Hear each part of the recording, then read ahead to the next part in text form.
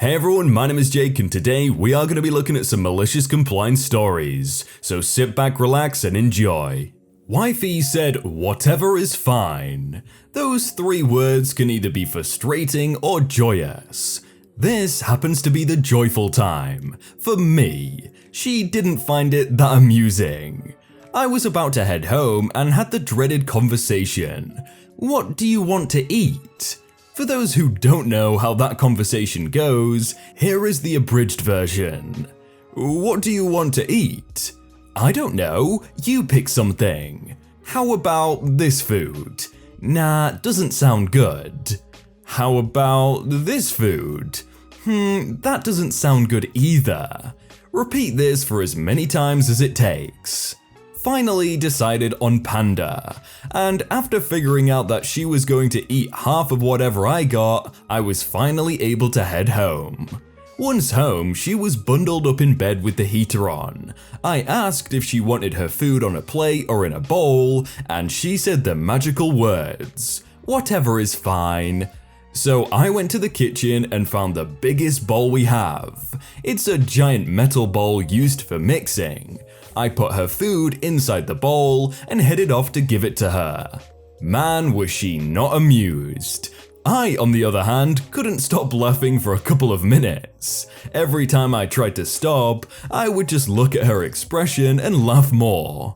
I had to take it back and put her food inside a regular bowl, one that you use for cereal, and I had a giant bowl to wash afterwards, but it was worth it. Here is a picture of the bowl with an oven for comparison. And by the way, panda equals PaulmUnser. Here's your change.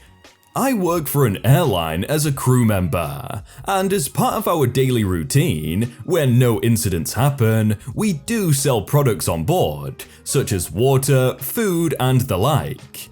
This story starts as a normal day. We board every passenger, we close up the doors, safety demonstration, and take off. As we were selling food, one passenger, who I'll call Impolite Lady, asks me for one of our sandwiches, which has to go in the oven for a while to warm it up. I tell her that because we have limited space in the oven, it will take a bit longer than usual for the sandwich to be ready, since the ovens are full. If that was not okay with her, I could give her any other sandwich we had, which didn't need to be warmed up. She then proceeds to claim that she wasn't given the chance to order before, unlike everyone else. Mind you, this was before she was sleeping, and I would have considered it very rude of me to wake her up and ask whether she wanted food or not. She insists that she wants the hot sandwich, so I put it aside just so I could remember that I still had to put it in the oven. I then kept on asking the rest of the passengers if they wanted drinks.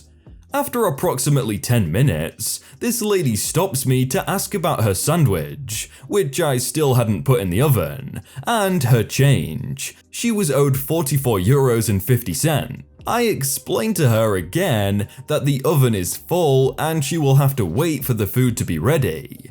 About the change, I tell her that because we don't have a bag of money to start with, we rely on what other passengers give us in order to give the change back. But she was having none of it. Every time she saw me walking back and forth, she would stop me to ask me for her sandwich, which I gave after a second time, and her change. This was a bit more troublesome. Eventually, she started demanding to be given her change, despite how many times I told her we would give her the change after we finished serving everyone on board. Now, as in every job, having the right colleagues can help you out so much. After we served everyone, I went to ask my supervisor for some more money. We have two pools of money and one of them is with the supervisor. And we hatched a plan. We were going to make sure she would have her change immediately. Since she kept asking, it must be important for her, we supposed. I was going to be the one delivering the change, since she mostly interacted with me. My colleagues and I gathered all of our 10, 20, and 50-cent coins and proceeded to place them into a plastic cup. We made sure it was her exact change there, and I went to her with the cup. Conversation was something like this. "Sorry about taking so long with the change, we were a bit busy. Here's your change." The impolite lady said, "What?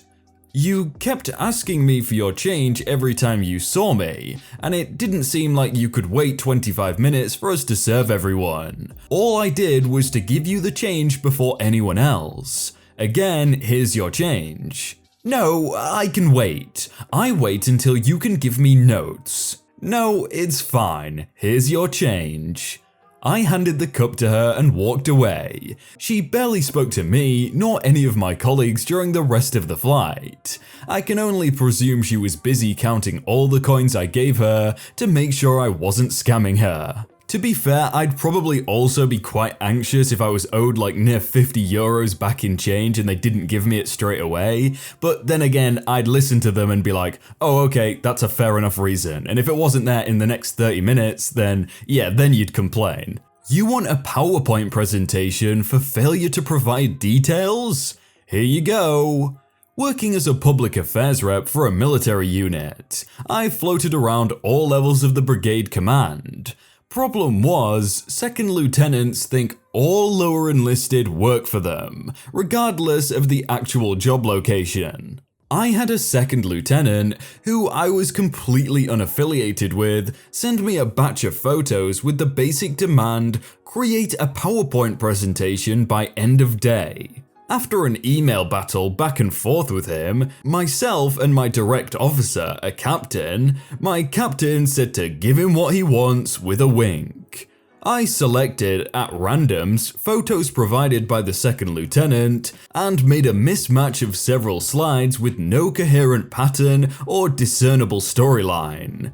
Edit, they came in mixed anyway, so I didn't really have to try and mix it up that much. I hadn't been provided with details, and this project destroyed my productivity for the day, as my normal duties were placed on hold, and thankfully my officer took over so I could focus on this piece. He was a great guy to work with. So, in the end of day, we submitted a series of PowerPoint slides complete with randomly assigned photos and no context. The presentation was due the next morning, and I was immediately out of office after sending the presentation over via email.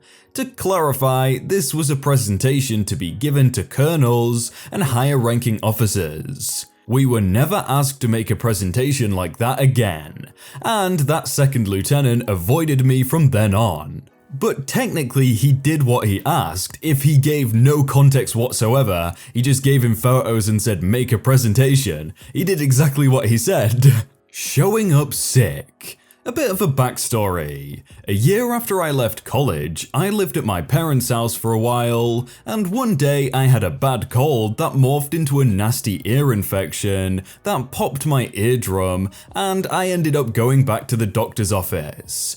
Quite simply, my ear was leaking ooze. On to the story. So the next day, I had to work and tell them that I had a massive oozing ear infection and could not come in, only to be told I needed to come in or be written up. Keep in mind, I had never been written up at all in the past.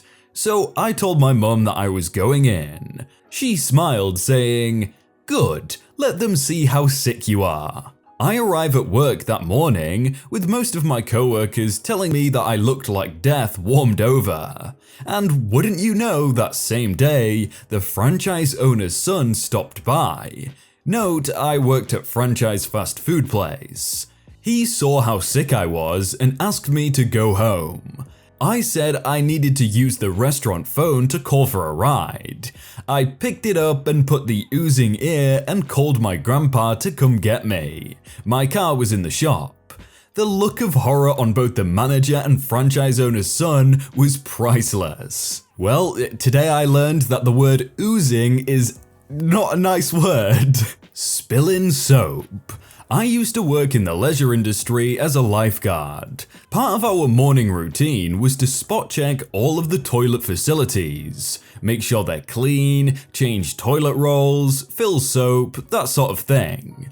So after doing all of this, my manager brings me up into the office. You haven't been filling the soap dispensers properly. There's an inch gap in all of them.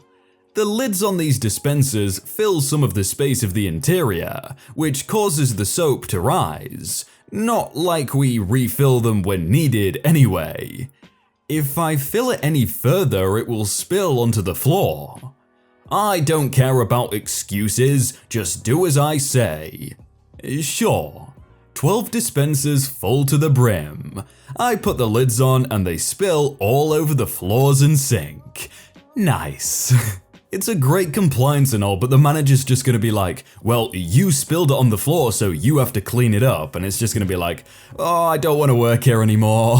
Kicking an 80-year-old widow off her small farm unless she complies with your unrealistic repair demands. Okay. Not my malicious compliance, but that of a small town. Keep in mind, I was around 14 or 15 at the time, so the political details are from the adults recanting this story. We lived near this nice lady, but was 2 farms over. The backstory. Our small Midwestern town had unfortunately elected a mayor who seemed alright, but was a big city ideal tyrant. Once in office, he revealed his true colors, forcing out many who tried to preserve our way of life. As a town, we were growing, adding more housing because people were moving in from a big city 50 miles away. They loved our low taxes and lower property costs just 50 miles down the highway from the city, which had 3 to 5 times higher tax rate and property value. A home which cost $60,000 here could be worth $200 to $250K in the city, depending on the location. Immediately, they implemented a bunch of policies and cut services that the city used to provide. The scene. Our city had new houses going up around her small farm, with new house literally on the ground she used to own, taken by the city when they put in roads to allow for new housing and a school football field. Her home was down to 2 small pastures, including a shelter for the animals, a barn, and her house with a detached garage. A few sheep and some miniature horses occupied the pastures, keeping the grass down. One homecoming weekend, as fireworks went off, the fence got knocked down and her animals got out. Months later, this lady inquired about apartments at the local Presbyterian complex for the elderly. The office worker inquired about her current residence when she broke spilling the beans. Outraged, he told the members of the church, and via the small-town grapevine, it spread like wildfire. The demands. The city determined her fencing was inadequate and needed replaced. However, new regulations would not allow for wire panel fencing. She would have to comply with wrought iron or wood fencing that meets code. Weeds growing up near the fence was a code violation, and the city would take care of it, charging her for the labor. The shelter didn't meet code, and it was to be torn down. Missing shingles and flaking paint on the barn, she had to replace the roof and paint the barn, replacing any trusses or sideboards showing rot. No door on the barn meant she had to put a door on it as well. New construction requiring permit. House had bad shingles and siding. Siding was from the early 1900s and probably had lead paint, so she had to replace it. Detached garage had foundation issues and needed to be torn down and/or a new attached garage with a foundation built. She had 2 weeks left of the 30 days notice to comply. Sorry for the long filler, now the compliance. The next week, the pastors and priests told their congregation of this woman's plight, and a plan was formed. 2 lawyers from the Baptist and Catholic Church filed paperwork for the permits and something to buy us more time. Local businesses and donators covered the cost of materials. Some contractors, construction workers, landscapers, and electricians even donated labor. Just 3 weeks later, hordes of volunteers arrived to clean, install fence, roof, side, install an automatic door for the barn, build a new shelter for the animals in, and build an attached garage. A crew had already torn the old garage down while the cement company poured her a new foundation. All was accomplished over one weekend. Nuns handed out food and drinks donated by the local grocery, while priests and pastors worked hand in hand with the congregation. My father told me that morning we would be transporting and keeping her animals for a while the construction was going on. We also helped with fencing. A few things needed polished over the coming weeks, but nonetheless our small town told the mayor and council where to stick their policies. I really like how close-knitted that community is. I don't feel like you get that anymore. Maybe you do, but a lot less often. Wow guys, look on screen right now. You see those 2 videos right there? They're pretty good. I think you should click at least one of them and watch another one.